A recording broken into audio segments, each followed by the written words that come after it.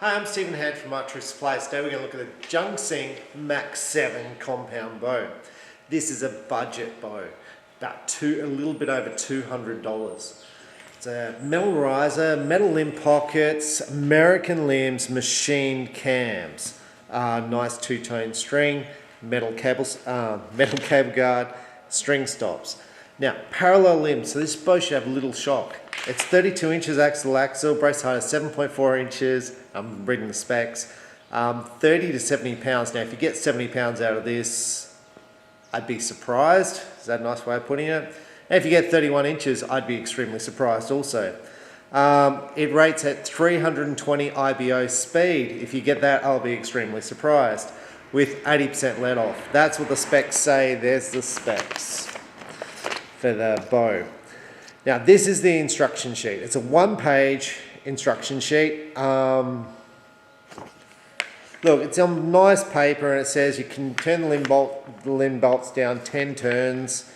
Look, that's nice. It's got some other bits in there, but really to me there's not enough information in this instruction sheet to be worthwhile. If you can only turn these limb bolts out 10 turns because you can't see how much more you've got to wind it out, it should probably be a sticker on the bow, I would think. I would think there should be some stickers on the bow saying the poundage and the draw length of the bow. Look, this bow looks nice. For the price point, it is what it is. This is really good, this system here to wind up and down the bows. Now I've set this bow on 60 pounds and you can see how far out it is.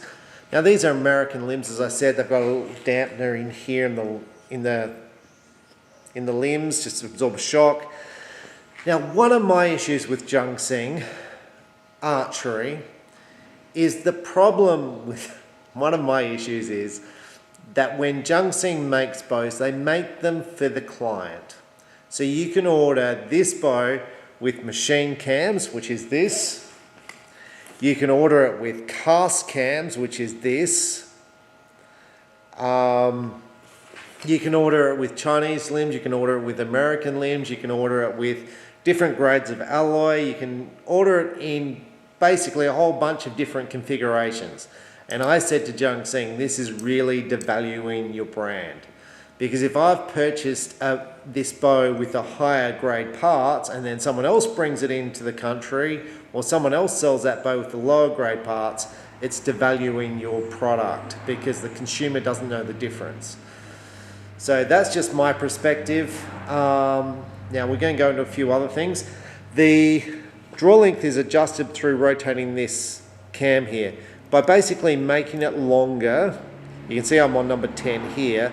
By making this longer, you increase the draw length. By making this shorter, you decrease the draw length. So this is the stop here. This is where the string will hit here. So by moving this in this direction, you can see how much further I've got to go. You're basically lengthening the draw length. By moving it this way, you're decreasing the draw length. By making the module bigger, you make the draw length bigger. Hopefully that's simple. Now, someone once said to me, actually last week, they said, I brought one of these bows and the cams weren't aligned. You can see the alignment there is spot on. This is straight out of the box. I haven't done anything to it. Now what you do to align this, you just twist up the yokes on the cams, right? It's pretty simple. The timing, this is a twin cam bow, so if the timing's out, you've got to twist up the cables. This is the cables here, not the string.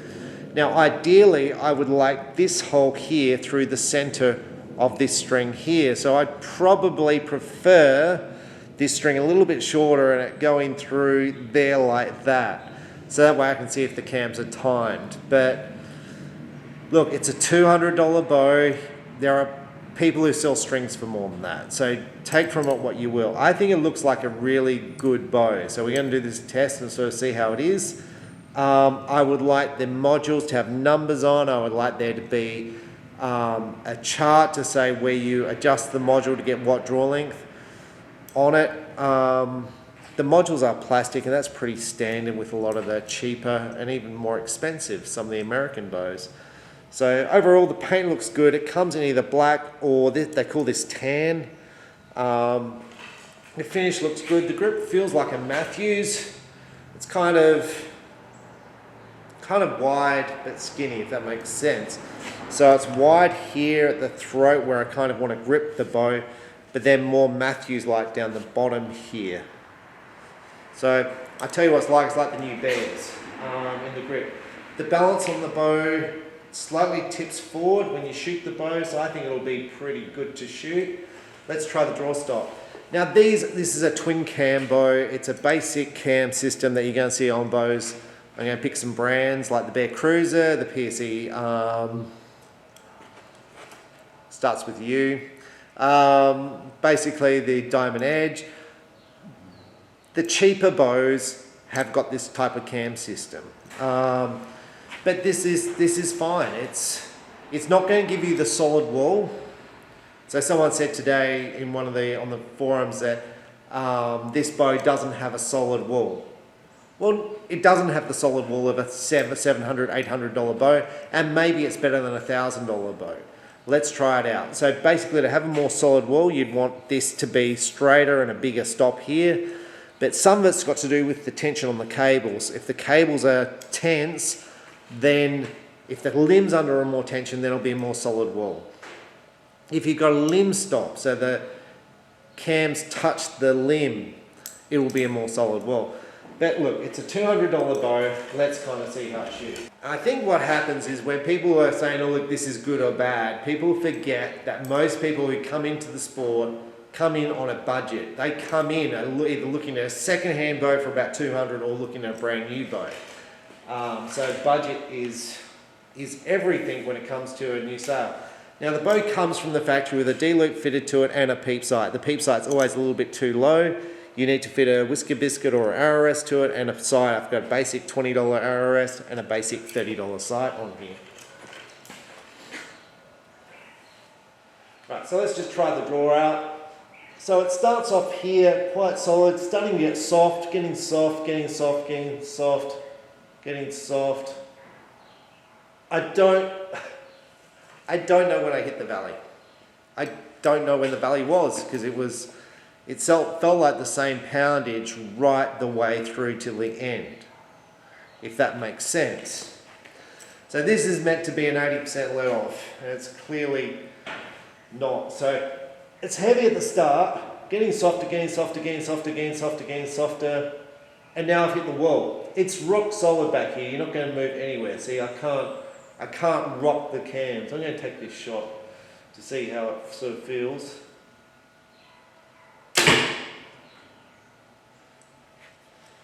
Do you know what? That's not bad. It's not a rocket ship. It's not going to be, it's not a 320 feet per second bow by any stretch because it's not peaking at the end of the draw cycle. It's kind of smooth all the way through and it's not 80% let off. So it's not a fancy cam system, but you can see the shot had a little vibration when you shoot it. Now the speed through the chronograph, this is with Victory VAP 350 spined arrow, 140 grain, shot 240 feet per second.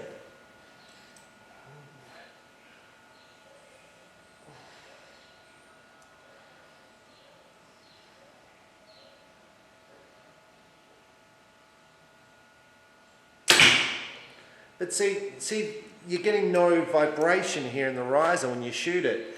There's very little sound. It's quiet, it's repeatable. Look, for $200, this is a bargain. It's got American limbs, machine cams, 234 feet per second. Now, what we're going to do is we're going to test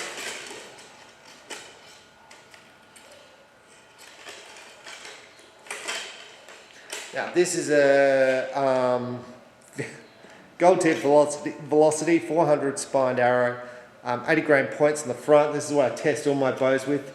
Look, at 320 you should be getting around the 300 feet per second. It's not going to go anywhere near it.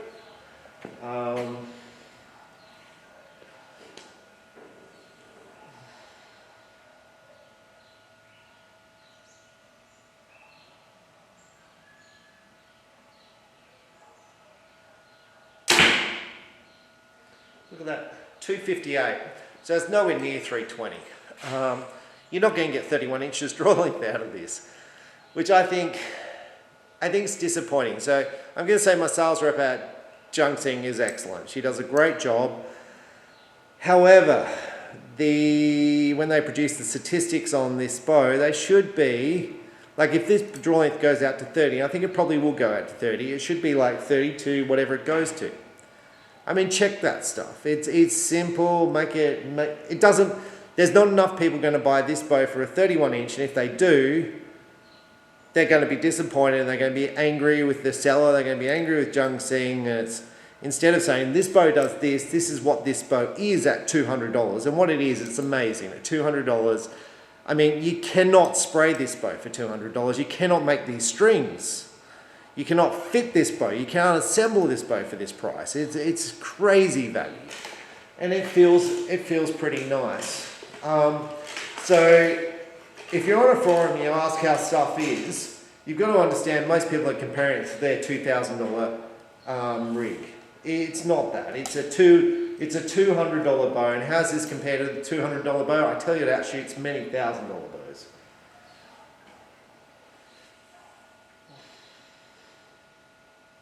Now I can feel the cams not in time. This is a Victory 3D HV. And you can see how much faster that comes out of the bow. 283 feet per second. It was a rocket out in the bow. Those things fly. Now, look, under here you've got little limb pivots under the limbs here. It's a nice limb pocket system. They go in nicely in here. Look, this bow's not going to fall apart on you. Now, if this was to come loose, the cable guard, the screws are under this little plastic thing here. Look, I haven't had any issues so far. Feels to me, like I said, the time is a little bit out of cams, and that's not abnormal for a bow of this price. All you do is you twist up one of the strings. But it feels easy to shoot, the balance is excellent, there's no vibration with it. The draw cycle is pretty good as far as it doesn't peak. It's an easy bow for a beginner.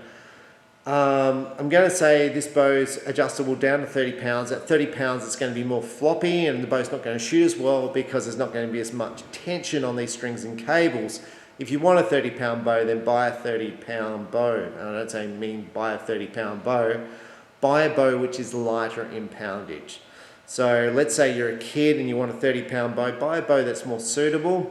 This bow will work at 30 pounds, but I would be recommending maybe a 50 pound bow or a bow that's lighter in mass weight. The weight of this, I'm going to guess, is about 4.5. It feels pretty comfortable. But if you're a young teenage boy, let's say just starting out, this bow would be okay. 30 pounds, you build your muscles, you then build up to 40 pounds, then you build up to 50 pounds for $200. It's great value. You'll shoot fine with this. We're going to shoot this at 18 meters and see how well I shoot. Okay, so I'm back here at 18 meters, and one of the big questions I get in the shop is, well, should I spend extra money and get a better bow? So this bow, let's say, is $200. This is the Trigon from Toe Point. They're both Chinese bows, both have American limbs. This is a machine riser here. So the bow's physically lighter, machined cams, and you can see it's got draw length settings on the module. So you know what the draw length is. I'm hoping you can see that. So you know what the draw length is. Nice and easy. Metal limb pockets, $400. This is going to be $200. Now what I noticed first off is the grip on this is narrower, so it's more like your PSE grip. And I'm not going to take anything away from this bow. This bow, it's more of a Matthews and Bear cruiser kind of grip. Look, they're both similar. You can see the modules are similar on the side, the shapes. It's, do you want to spend $200 or $400? For $400 you're getting a better bow. But this is a $200 bow, and what I'm going to say is it feels at 60 pounds, I'm not getting any strain at all with shooting this bow. You can see I'm not, some of the bows when I shoot at 60 I struggle with. There was a prime I couldn't even draw at 60. So, but this bow's not as fast. The draw cycle's smoother and then it kind of drops off for like so many inches as I'm drawing it, which is why I'm not getting the speed. So let's see how I shoot. How do I think I'm going to shoot? Okay, so let's compare this bow to other bows around $200. There's a Junxing Phoenix bow, which is more of a target bow. It's got the American limbs. Cams are similar, longer target bow. That bow's got more shock when you shoot the bow jumps forward. This bow does not. This is more of your 3D hunting bow. 32 inches, which should make this bow easy to shoot and forgiving. So when you aim this bow, the pin kind of sits in the center. The draw cycle is very smooth and easy. So if you're looking at, like, let's say the Toe Point M1 bow, which is about a $200 bow from Toe Point, that's a 28-inch riser. The bow itself is lighter because it's a 28-inch riser, so probably more suitable for kids and ladies, but the 32-inch bow is going to be easy to shoot. So if you can physically hold this bow is going to be an easier bow to shoot.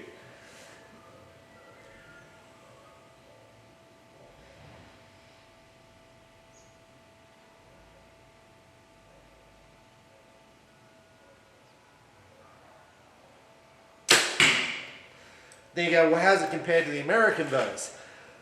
Well, the American bows have got a lifetime warranty, and like your PSE Stinger's got draw stops, so you draw it back and the thing physically stops. The Stinger 3D has got a limb stop as well as a string stop, so that thing just locks into place. Much easier bow to shoot for a beginner. But this, I'm going to say you should be able to shoot this bow okay with practice. And when I say okay, there are records in this state that exist for 30 years. So we're talking about bows 30 years ago. Now, a bow which is 30 years old is probably not going to be as good as this bow, and there's people who've shot records that have not been beaten yet. So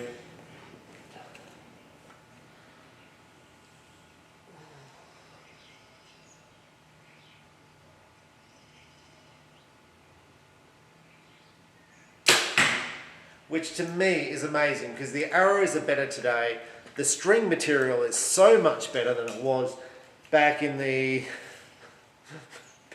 years ago.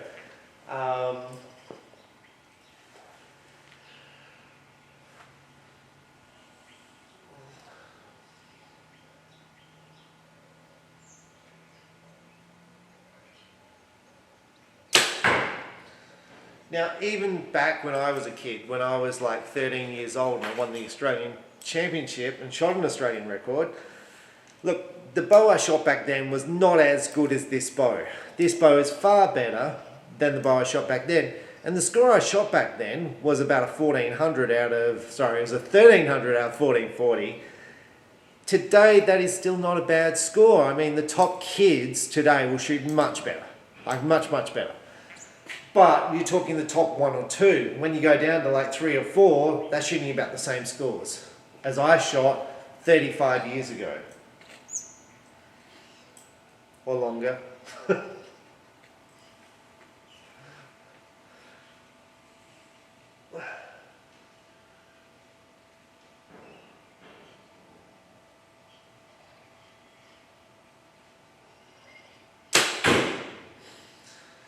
So again, when people compare products and they go, oh, this is not a good product. Look, this bow shoots fine. It's $200. It's amazing. Amazing. For $200, it's literally, if you went, what's the best value for money bow in your shop? Comparing everything in the shop, this is it. This is the best value for money bow in your shop.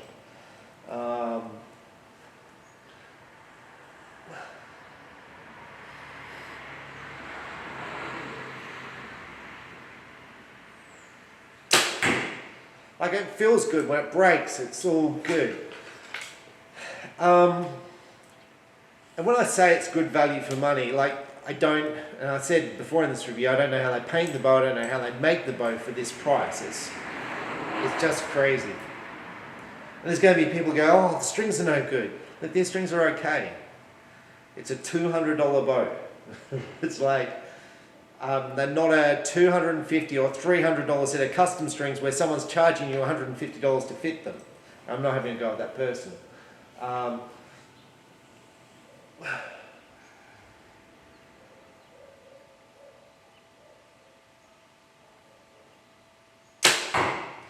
mean, I suppose what I'm saying is today, your professionals charge $500 an hour for less than 20 minutes labor, they can have a bow, and you can't do this for this price. It's just craziness. It really is. It's just amazing. I mean, let's compare it. American limbs for Hoyt, PSE, Bowtech, whatever, Elite are going to be $400. Or, you know, if you're a Hoyt, you're probably going to sell at $600. Like, I don't know what they are, but they're somewhere in that range. You've got a whole bow here with the American Gordon Glass limbs for $200. It's just...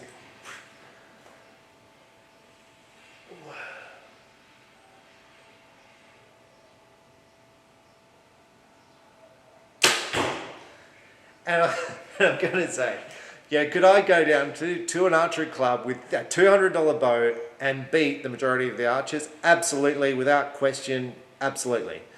And that's what's amazing about this bow. Let's go. I've got no idea where any of those arrows went. I can't see that far. So, and I've got a camera down there, so hopefully it worked. But let's go down and see how well it went. Okay, so I'm up here at the target. Look, there's an arrow in the blue. Okay? There's an arrow in the 7 low. Now with a bow like this where you've got no draw stop, so if you let the pressure off a little bit, the bow's going to lose power. That's what these two are here. This is where I haven't been drawing back rock hard against the wall, but look at this. There's a whole bunch of arrows here in the middle. It's pretty amazing as far as I'm concerned for a $200 bow. Now look at the left and right. There is virtually no variation left to right. Now why is that? You've got a bigger brace height of 7.5 inches. The bow's not twitchy in my hand, so I'm not getting the sight pin movement. The bow is longer axle, so most of the up and down is going to be drawing up against that wall. So with a more expensive bow, the bow locks in. Now when you shoot recurve, and I'm talking about target recurve, you have a clicker on the bow. So the bow goes click to tell you the exact draw length to shoot at. So you don't have the inconsistency in poundage and arrow speed with a target recurve. Now, bare bow is completely different. They don't have a clicker, and there's people who shoot amazing with those bows. But what I'm seeing here is 2 arrows low. That's basically me not drawing back and not having that solid wall. But look, when you draw hard against the wall, and this is what you used to do back 30 years ago, when you drew back, they didn't have solid draw stops back 30 years ago. We drew back hard into the wall and we shot and we practiced. And we practiced so we didn't shoot low shots like this. So again, I'm going to say the Junxing Max 7, I think is amazing value. There's things about it I would like to see changed. The draw module, I'd like to see have settings on it to show you what size draw length. I like to see the poundage on the limbs and the draw length range on the limbs. I like to see a sticker to say no more than 10 turns down because you don't want the bow going ping open. Probably like to see how the bow shoots at a low poundage, like 30 pounds for beginners. But overall, I think the quality is really good and amazing for the value. Like these bows are just crazy value. Now, also comparing it to other $200 bows on the market, I think this is incredible. Machine cams, American limbs, and the riser itself just feels great. It doesn't jump back, there's no vibration. A lot of the $200 bows, you get that vibration. They're shorter, they're harder to shoot, they're less than ideal. This is, look, I said at the start of this video, this bow is going to shoot better than many $1,000 bows, and it does. Now, how does it compete against, you know, your PSE drive? The PSE drive just kills it. The PSE Stinger kills it. The PSE Stinger is a much, much better bow, but it's $550. But there are bows on the market where this bow shoots better, and I've done reviews where, you know, basically I've said that. So if you're new to the sport and you're getting started and you want a bow with variation and you just want to see if you like the whole thing of shooting arrows, I enjoyed that. I enjoyed shooting the arrows. I enjoyed taking this to a club. You can fit target stabilizers to it. You can fit your hunting sights to it. If you want to go hunting, you can do it. It's, you know, practice, getting the whole thing of shooting, getting your form correct. It's a great bow to do it. It's not high performance, so you're not going to blow up the bow on your first shoot. I mean, I've got a beginner on Friday messaging us wanting to buy a PSE Expedite for his first boat, 80 pounds. It's like, just don't do it. Like, you're going to break the boat. This is a perfect bow to get your butt started in the sport of archery. And then if you go, geez, I'm shooting every day, then you sell the bow off, you lose 80 bucks, you sell it for 120 to your mate, and you then upgrade because you've got stronger, you've got basic technique, you're not going to blow up a bow. The cost of blowing up a bow, which is more sensitive to poor archery technique, is going to be far in excess of $80. So overall, I think it's great value. I think it's, I said in the video, I think this is, value-wise, the best value bow in my shop, not including recurves, because there's some amazing value recurves. But how you can produce a bow for $200 of this quality is beyond me, and I think, well, Chinese stuff's getting better too. Better, you know, there's better models which are more expensive, like I showed in this video, the $400 bow. It's clearly better than this, but it's double the price. So, hope that's been helpful. I'm Stephen Hand from Archery Supplies. That's the Junxing Max 7 compound bow. Check it out in your local archery shop if you can. Have a shot. It takes, I have customers come to my shop wanting to buy a bow. It takes about an hour to set up a bow, about an hour to teach you how to shoot, allow 2 hours when you go to an archery shop to set up a bow and do all that stuff. Now, there's archery shops who do not do that. And that's fine, that's their choice, because it's 2 hours labour and they could be selling other stuff. I sold a bow to a guy on Friday. He goes, now I know why my phones were so busy, we had so many customers in the shop. He goes, I know why it's hard to get through this store. He goes, you are so busy and you put so much effort in to get the bows right, to get you all set up, to teach us how to shoot. And it's like, yeah, because you keep coming back. If we do it right the first time, you'll keep coming back, you'll have success at the sport and you'll keep coming back. This, to me, is a great bow to have in your store to get people started, and they'll come back to your store and buy, you know, like a Stinger or a Drive or a $1,400 bow or a Target bow. This is the perfect bow to get you started, and they'll hand it down to someone else and then they'll get started in the sport. Perfect bow. Chances of anything going wrong with it are so minute, it's fantastic. Anyway, thanks for watching, and enjoy your archery.